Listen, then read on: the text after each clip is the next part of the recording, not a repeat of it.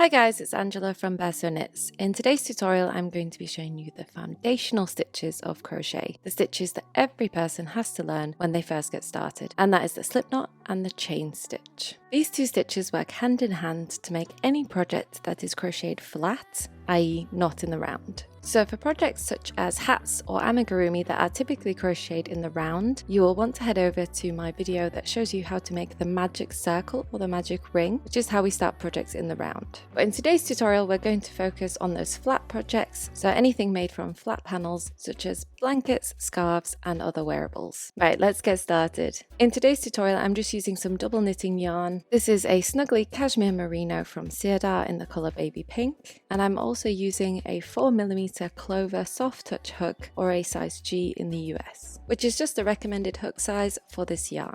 So first things first, you're going to want to make a slip knot. This is not technically counted as a stitch, it's just the thing that we use to start off our project to make sure that it doesn't come undone. So before we get started, you want to leave what we call a tail. This is a piece of yarn that will be woven into our work at the end, just to make sure that it's really secure and doesn't come undone. There are a few different ways of creating the slip knot, so I'm going to go through a few of the most common ways and the way that I personally use as well. So the first way to make a slip knot is to lay the piece of yarn diagonally across all 4 of your fingers, like so. You are then going to bend 2 of your fingers just to make sure that you hold this piece of yarn in place. You are then going to take this piece of yarn and you're going to wrap it across your fingers to form this X shape here. You are then going to hold your yarn and turn your fingers over. So you can see on this side we have 2 straight strands of yarn and our cross on the other side. I'm then going to take my hook and I'm going to place it under the first piece of yarn and grab the second piece of yarn with my hook.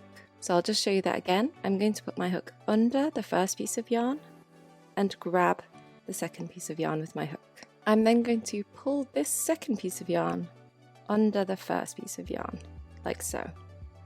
I'm going to twist it just to make sure it doesn't come undone. I'm going to pull the yarn off my fingers and then I'm going to pull both strands down. So here we have our slip knot, and before you start to do your chain stitch, you are going to want to pull your working yarn, now that is the piece of yarn attached to your wool, to tighten the slip knot around your hook. The second way of forming the slip knot is really easy. You're going to pinch the end of your yarn between your thumb and your forefinger, like so, and you're going to wrap your yarn around your fingers to create a loop. So you can see here we started at the left hand side, came around, and off to the right hand side. You are then going to place this side of the yarn underneath the circle. So you can see we have what looks like a circle that is split down the middle by our yarn. You are then going to take your hook and pick up this piece of yarn in the middle. You are then going to take both ends of your yarn and pull it tight. So there we have our second way of forming the slip knot, and again, before you start your chain stitch, you are just going to pull the working yarn, so the end attached to the ball of wool, to tighten this around your hook. The third and final way that I'm going to show you how to make the slip knot today is my personal favourite. So first things first, you're going to grab your end of yarn. You are then going to wrap this yarn loosely around your thumb. You are then going to pinch it in place where the 2 pieces of yarn overlap, and you're going to pull it off your thumb. So again, we have another loop. I'm then going to take this piece of yarn that is attached to the wool and I'm just going to feed it through the hole to the other side. This gives me another loop which I can put on my hook and again pull both sides of the yarn to create that slip knot. And one final time, remember to pull the working piece of yarn to tighten that slip knot around your hook. Now we move on to the second most fundamental stitch in crochet, the chain stitch. Just a reminder before we get started that you want to use your working yarn, so the one attached to the ball of wool, not your tail, to create your chain stitch. The chain stitch is actually very simple, but the hard part about it is actually how you hold your yarn, and this is something that all people struggle with when they start to crochet. So the way that I hold my yarn is as follows. I'm going to wrap my working yarn around my little finger, over my next 2 fingers, and under my index finger and around. Okay, this keeps the yarn nice and tight and makes it easier to hold. You are then going to hold your tail using your thumb and your middle finger, like so. When you pull this taut, it makes it much easier to create your chain stitch. So now we have our hands and our yarn in the correct position, we are going to chain. Now in order to do this, all you have to do is wrap your yarn clockwise around your hook and it will catch underneath the hook at the top.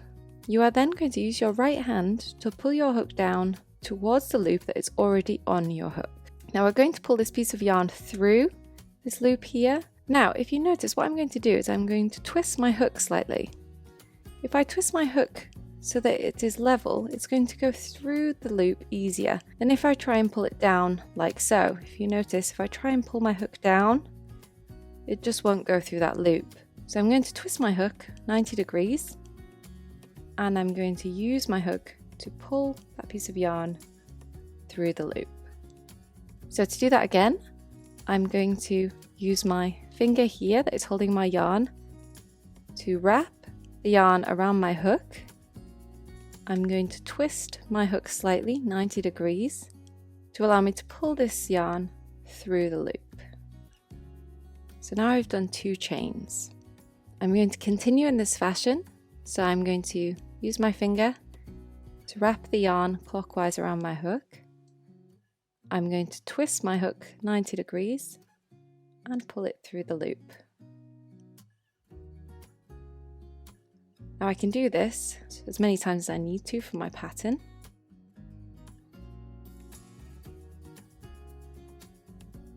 And once you get the hang of it, you can do it in a more fluid motion, like so. Now once you have more chains, you will notice it's harder to control pulling the hook through the loop. And that's just because these 2 fingers are now too far away from the work that I'm doing. So I'm just going to move my thumb and my middle finger up to the top again, and then I can carry on as normal. Now you'll want to continue doing this until you reach your final number of stitches.